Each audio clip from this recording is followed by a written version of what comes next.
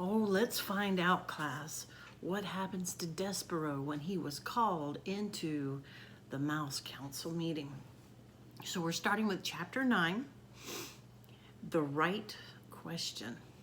The Mouse Council sent Furlough to collect Despero, and Furlough found his brother in the library, standing on top of the great open book, his tail wrapped tightly around his feet, his small body shivering. Despero was reading the story out loud to himself. He was reading from the beginning so that he could get to the end, where the reader was assured that the knight and the fair maiden lived together happily ever after. Despero wanted to read those words, happily ever after. He needed to say them aloud. He needed some assurance that this feeling he had for Princess P, this love, would come to a good end.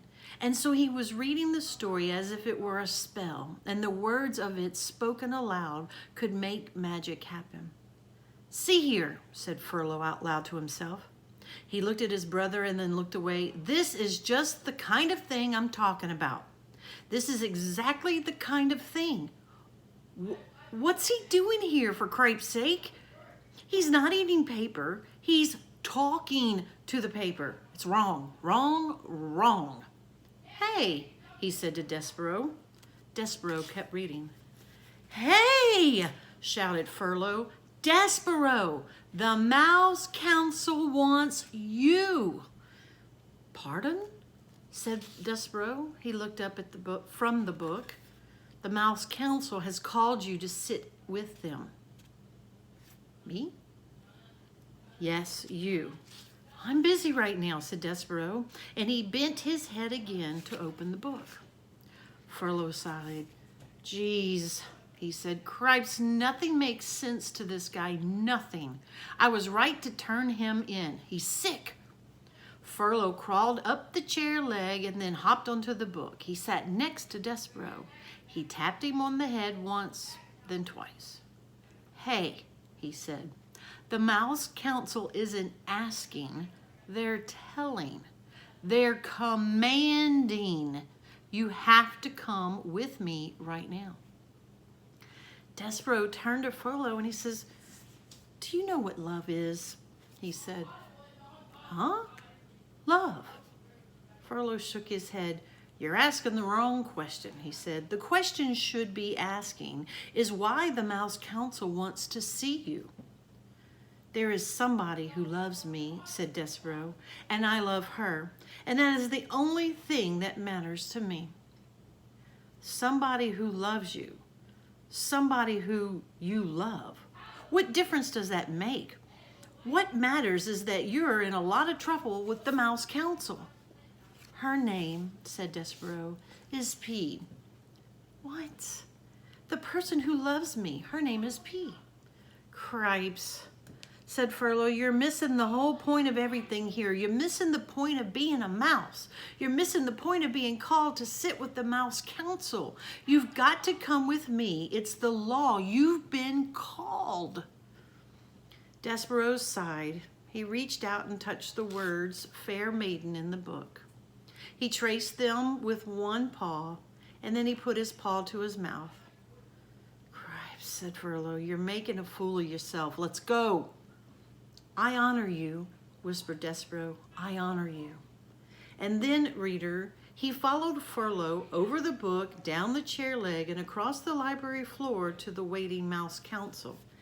He allowed his brother to lead him to his fate. I wonder what's going to happen.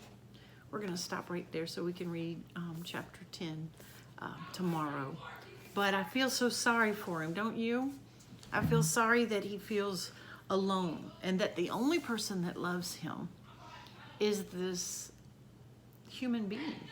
So, anyway, let's go to spelling, and we'll see if we can't play a little spelling sparkle here. We're on list number 29. Oh, let's see if I can do this, because last time I did it, I think I messed it up worse than anything. Parachute. P-A-R-A-C-H-U-T-E. Parachute. All right, now, I'll start with the word. No, I say the word, you start with the letter. Voyage. O-A-E. Sparkle. Pianos. P-A-O. You sparkled me. All right, number 4, irresistible. I'll start. I-R-S-I-L-E.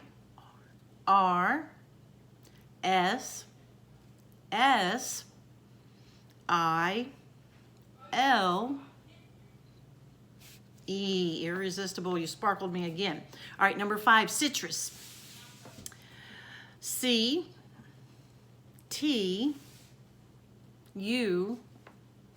Citrus. All right, number 6, mustache. You start off. U-T-C-E.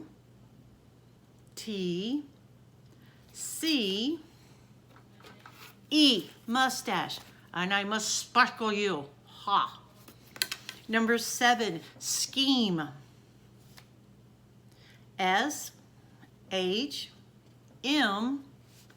Scheme. You sparkled me. Number 8, territory. You start off. E-R-T-R.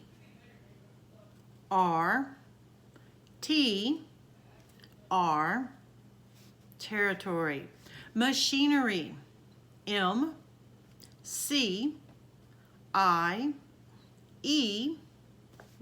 Sparkle you. And number 10. I could handle some nachos right now. Nachos. I'll start off. N-C-O. Nachos.